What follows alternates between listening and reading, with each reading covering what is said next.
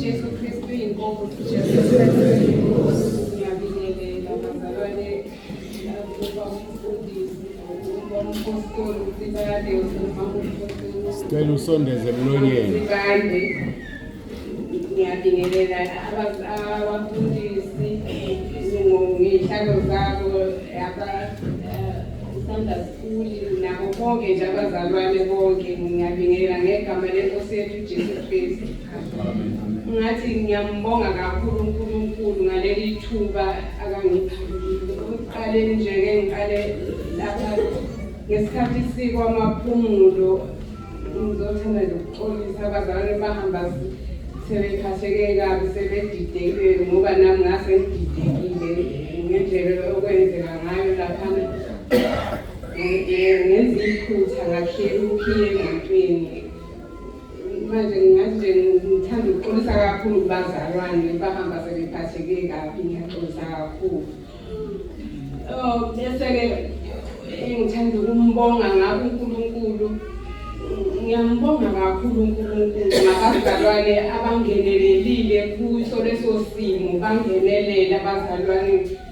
Ngiyathokoza kakhulu indlela abasenzele yona.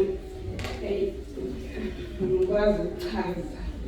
Ngiyabonga kakhulu ngiphakamisa uNkulunkulu obagibele ngiphakamisa uNkulunkulu okubo ukuthi akabakhulise bakhule njalo emseni wakhe ngezikhathi zonke. Ngathi ngiyambonga kakhulu uNkulunkulu ngabo. Bese ngimbonga uNkulunkulu ngakho konke nje akangenzela khona enginqobisa izimpi ziningi phela abazalwane.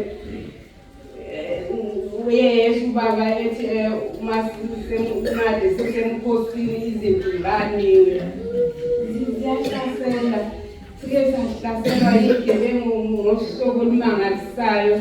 Kodwa ngiyambonga uNkulunkulu ngabaseRoma 10:9 ngathi ngiyambonga kakhulu uNkulunkulu ukuthi impela uyasiza kakhulu ngomusa wakhe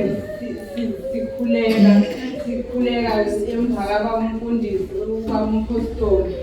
Ngathi ngiyambonga kakhulu uNkulunkulu ngakho konke nje uNkulunkulu akasenzela khona.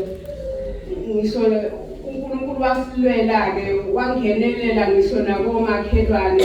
Ngathi siyambonga kakhulu ukuthi uNkulunkulu asenzele umusa uyena okwazi ukuthi angenelele nakomakhelwane ukuthi bakwazi ukusisiza. Ngathi ngiyambonga kakhulu. Bese ngibonga uNkulunkulu ukuthi akanginqobise kukho ngolunye usuku ngisephusheni bengiphupha nje esuku sisendaweni sibani ngathi sisendaweni sibaningi kodwa abanye bengingabazi. Uyedwa engathi ngiye ngamazi kahle ongakholwa kodwa singaphonzi naye. Bengihleli nje sikhona umuntu eseduze kwami. Uma eseduze kwami sihleli naye khona kwase kwabakhona intombazane leqhamukayo lapha phambi kwethu. Iyalala ngesisu yasibheka yathi kwase kufika igama lithi angithi uJesu Kristu inkosi ngaso kathathu. Yathi yakweqa amehlo yaphendula amehlo ajika abamhlophe. Ngafunda ngavele ngabona ukuthi uSathane-ke lona. Yabuka lapho yasithatha ngathi ibhande ngathi uyaligoqa ibhande ithi yangishaya. Kodwa uNkulunkulu wangivikela belingafiki kimi lelo bhande ithi yangishaya lingafiki kimi lelo bhande.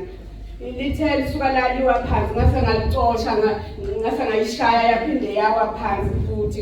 Ngathi ngiyambonga kakhulu uNkulunkulu ukuthi uyasinqobisa ngaleli igama lithi uJesu Kristu inkosi. Ngikhumbula nje uba umpostoli lapha kwamaphumulo uke wakhuluma ngokuthi uSathane akalifuni. Ngakubona lapho ukuthi impela uSathane akalifuni ngoba besingakayi kwamaphumulo leso sikhathi lelo phupho lingehlela. Ngathi ngiyambonga kakhulu uNkulunkulu ngakho konke lokho asenzela khona ngaleli igama lithi uJesu Kristu inkosi. Siyanqoba ngalo uJesu Kristu inkosi. Ngiyabonga.